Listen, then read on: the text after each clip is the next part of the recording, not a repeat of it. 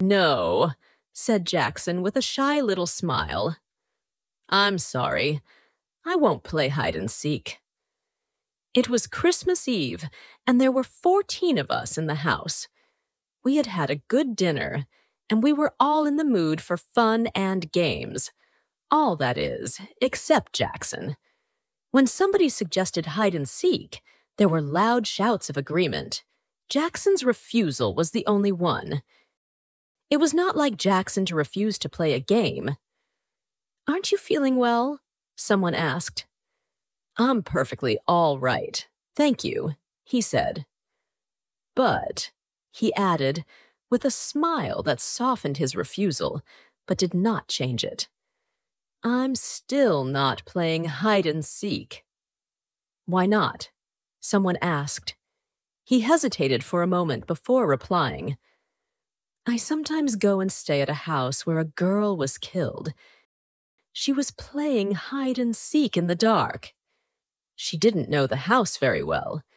There was a door that led to the servants' staircase.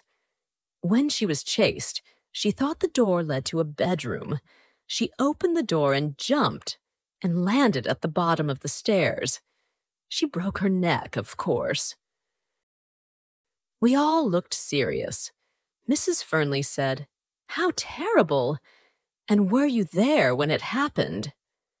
Jackson shook his head sadly. No, he said, but I was there when something else happened. Something worse.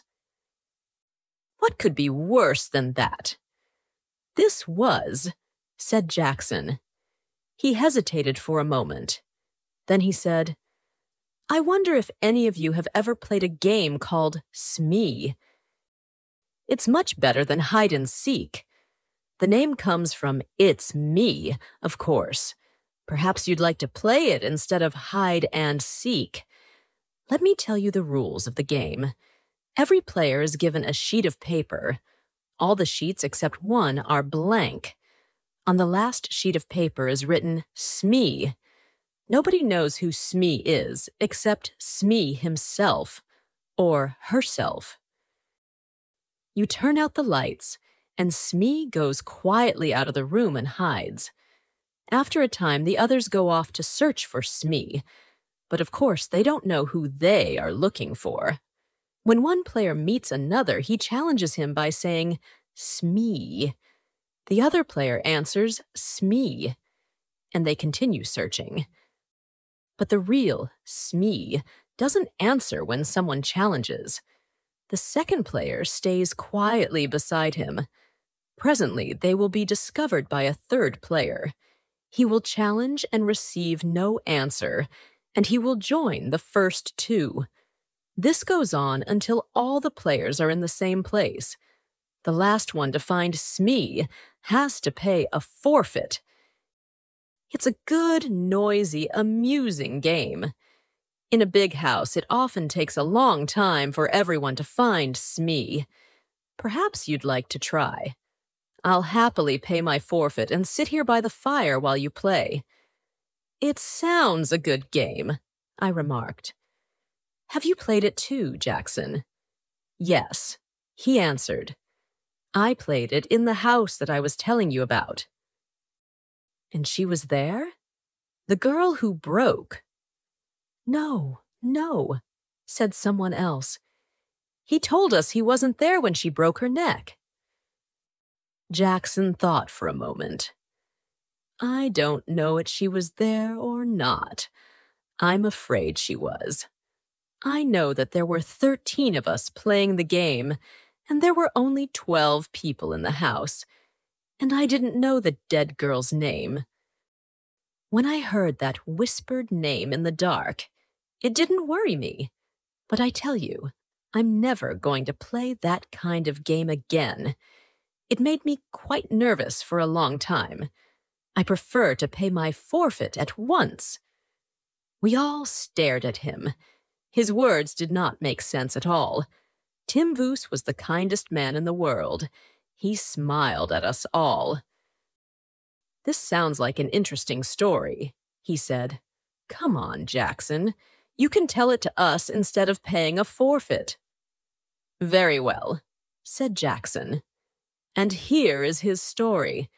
Have you met the Sangstons? They are cousins of mine, and they live in Surrey. 5 years ago, they invited me to go and spend Christmas with them. It was an old house, with lots of unnecessary passages and staircases. A stranger could get lost in it quite easily. Well, I went down for that Christmas. Violet Sangston promised me that I knew most of the other guests. Unfortunately, I couldn't get away from my job until Christmas Eve. All the other guests had arrived there the previous day. I was the last to arrive, and I was only just in time for dinner. I said hello to everyone I knew, and Violet Sangston introduced me to the people I didn't know. Then it was time to go into dinner. That is perhaps why I didn't hear the name of a tall, dark-haired, handsome girl whom I hadn't met before. Everyone was in rather a hurry, and I am always bad at catching people's names. She looked cold and clever. She didn't look at all friendly, but she looked interesting, and I wondered who she was. I didn't ask because I was sure that someone would speak to her by name during the meal. Unluckily, however, I was a long way from her at table. I was sitting next to Mrs. Gorman, and as usual, Mrs. Gorman was being very bright and amusing. Her conversation is always worth listening to, and I completely forgot to ask the name of the dark, proud girl. There were 12 of us, including the Sangstons themselves. We were all young, or trying to be young. Jack and Violet Sangston were the oldest, and their 17-year-old son Reggie was the youngest. It was Reggie who suggested Smee when the talk turned to games. He told us the rules of the game, just as I've described them to you. Jack Sangston warned us all. If you are going to play games in the dark, he said, please be careful of the back stairs on the first floor. A door leads to them, and I've often thought about taking the door off. In the dark, a stranger to the house could think they were walking into a room. A girl really did break her neck on those stairs. I asked how it happened. It was about 10 years ago, before we came here. There was a party, and they were playing hide and seek. This girl was looking for somewhere to hide. She heard somebody coming and ran along the passage to get away. She opened the door, thinking it led to a bedroom. She planned to hide in there until the seeker had gone. Unfortunately, it was the door that led to the back stairs. She fell straight down to the bottom of the stairs. She was dead when they picked her up. We all promised to be careful. Mrs. Gorman even made a little joke about living to be 90. You see, none of us had known the poor girl, and we did not want to feel sad on Christmas Eve. Well, we all started the game immediately after dinner. Young Reggie Sangston went round making sure all the lights were off, except the ones in the servants' rooms and in the sitting room where we were. We then prepared 12 sheets of paper. 11 of them were blank, and one of them had Smee written on it. Reggie mixed them all up. Then we each took one. The person who got the paper with Smee on it had to hide. I looked at mine and saw that it was blank. A moment later, all the electric lights went out. In the darkness, I heard someone moving very quietly to the door. After a minute, somebody blew a whistle, and we all rushed to the door. I had no idea who was Smee. For 5 or 10 minutes, we were all rushing up and down passages and in and out of rooms, challenging each other and answering, Smee! Smee! After a while, the noise died down, and I guessed that someone had found Smee. After a time, I found a group of people all sitting on some narrow stairs. I challenged and received no answer. So Smee was there. I hurriedly joined the group. Presently 2 more players arrived. Each one was hurrying to avoid being last. Jack Sangston was last and was given a forfeit. "I think we're all here now, aren't we?" he remarked. He lit a match, looked up the staircase, and began to count. 9, 10, 11, 12, 13, he said, and then laughed. "That's silly. There's one too many." The match went out, and he lit another and began to count. He got as far as 12, then he looked puzzled. "There are 13 people here," he said. "I haven't counted myself yet." "Oh, nonsense," I laughed. "You probably began with yourself, and now you want to count yourself twice." His son took out his electric torch. It gave a better light than the matches, and we all began to count. Of course there were 12 of us. Jack laughed. "Well," he said, "I was sure I counted 13 twice." From halfway up the stairs, Violet Sangston spoke nervously. "I thought there was somebody sitting 2 steps above me. Have you moved, Captain Ransom?" The captain said that he hadn't. "But I thought there was somebody sitting between Mrs. Sangston and me." Just for a moment, there was an uncomfortable something in the air. A cold finger seemed to touch us all. For that moment, we all felt that something odd and unpleasant had just happened, and was likely to happen again. Then we laughed at ourselves and at each other, and we felt normal again. There were only 12 of us, and that was that. Still laughing, we marched hack to the sitting room to begin again. This time, I was Smee. Violet Sangston found me while I was searching for a hiding place. That game didn't last long. Soon there were 12 people, and the game was over. Violet felt cold and wanted her jacket. Her husband went up to their bedroom to fetch it. As soon as he'd gone, Reggie touched me on the arm. He was looking pale and sick. "Quick," he whispered. "I've got to talk to you. Something horrible has happened."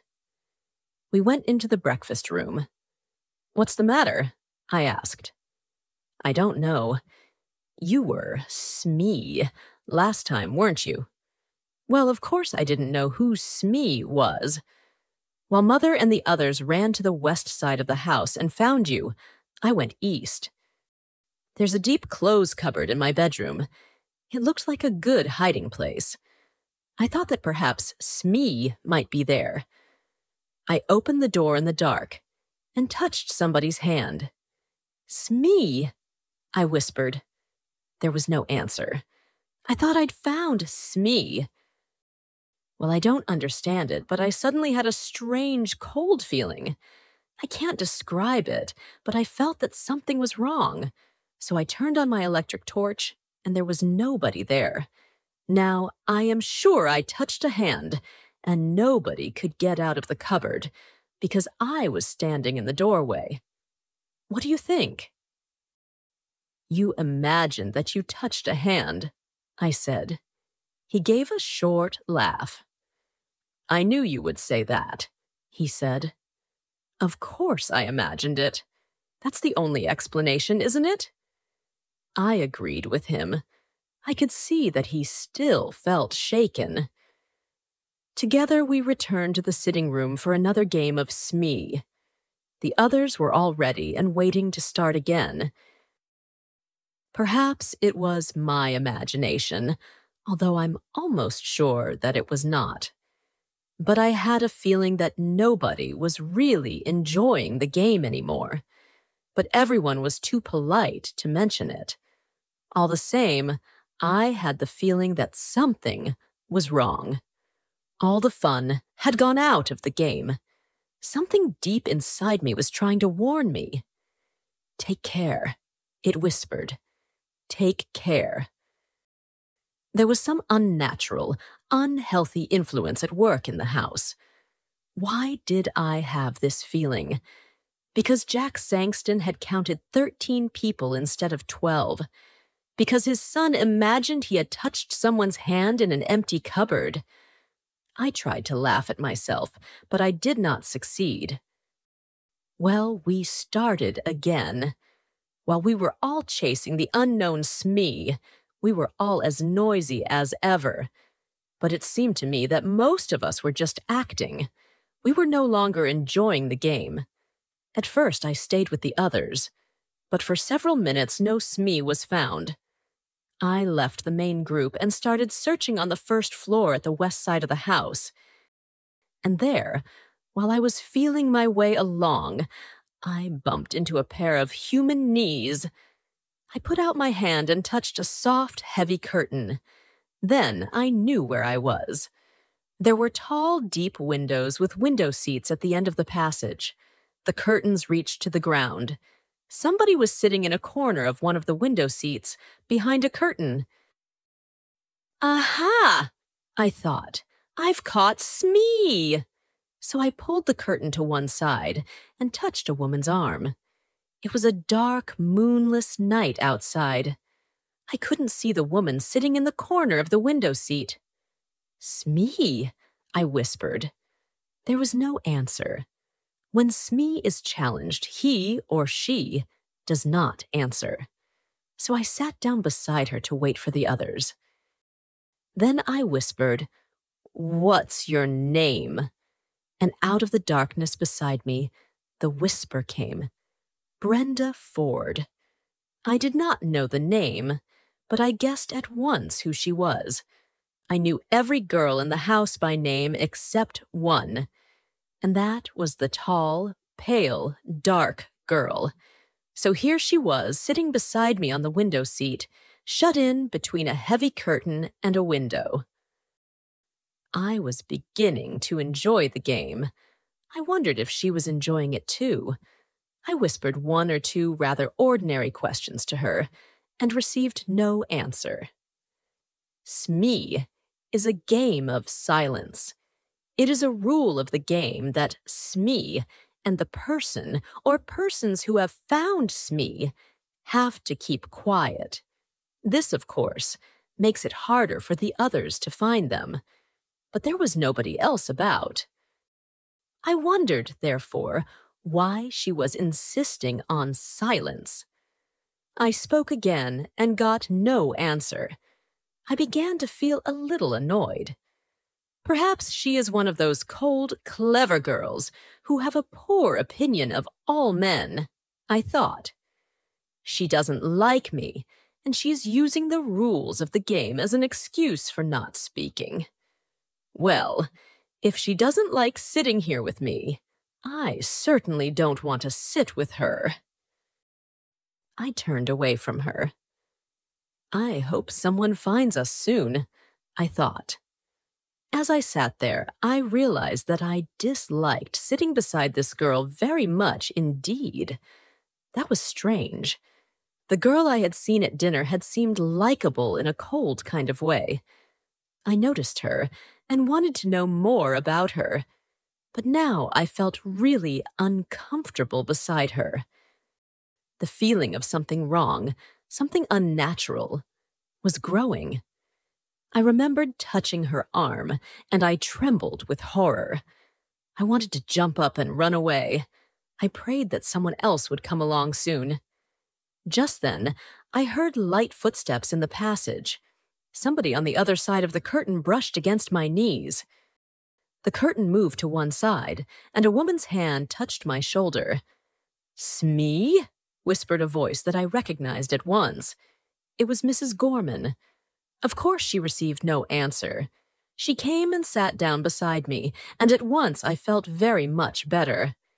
"It's Tony Jackson, isn't it?" she whispered. "Yes," I whispered back. "You're not Smee, are you?" "No, she's on my other side." She reached out across me. I heard her fingernails scratch a woman's silk dress. "Hello, Smee. How are you? Who are you? Oh, is it against the rules to talk? Never mind. Tony will break the rules. Do you know, Tony, This game is beginning to annoy me a little. I hope they aren't going to play it all evening. I'd like to play a nice quiet game, all together beside a warm fire. Me too, I agreed. Can't you suggest something to them? There's something rather unhealthy about this particular game. I'm sure I'm being very silly. But I can't get rid of the idea that we've got an extra player, somebody who ought not to be here at all. That was exactly how I felt, but I didn't say so. However, I felt very much better. Mrs. Gorman's arrival had chased away my fears. We sat talking. "I wonder when the others will find us," said Mrs. Gorman. All to a time we heard the sound of feet and young Reggie's voice shouting, "Hello, hello! Is anybody there?" "Yes," I answered. "Is Mrs. Gorman with you?" "Yes." "What happened to you? You've both got forfeits. We've all been waiting for you for hours." "But you haven't found Smee yet," I complained. "You haven't, you mean. I was Smee this time. But Smee is here with us," I cried. "Yes," agreed Mrs. Gorman. The curtain was pulled back and we sat looking into the eye of Reggie's electric torch. I looked at Mrs. Gorman and then on my other side. Between me and the wall was an empty place on the window seat. I stood up at once.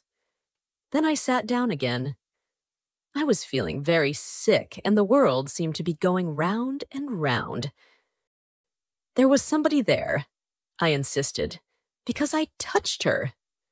"So did I," said Mrs. Gorman in a trembling voice. "And I don't think anyone could leave this window seat without us knowing." Reggie gave a shaky little laugh. I remembered his unpleasant experience earlier that evening. "Someone's been playing jokes," he said. "Are you coming down?" We were not very popular when we came down to the sitting room. I found the two of them sitting behind a curtain on a window seat, said Reggie. I went up to the tall, dark girl. "So you pretended to be Smee," and then went away. I accused her. She shook her head. Afterwards, we all played cards in the sitting room, and I was very glad. Some time later, Jack Sangston wanted to talk to me. I could see that he was rather cross with me, and soon he told me the reason. "Tony," he said, "I suppose you're in love with Mrs. Gorman. That's your business. But please don't make love to her in my house during a game. You kept everyone waiting. It was very rude of you, and I'm ashamed of you." "But we were not alone," I protested. "There was somebody else there, somebody who was pretending to be Smee. I believe it was that tall, dark girl, Miss Ford. She whispered her name to me. Of course, she refused to admit it afterwards." Jack Sangston stared at me. "Miss who?" he breathed. "Brenda Ford," she said. Jack put a hand on my shoulder. "Look here, Tony," he said. "I don't mind a joke, but enough is enough. We don't want to worry the ladies. Brenda Ford is the name of the girl who broke her neck on the stairs. She was playing hide and seek here 10 years ago.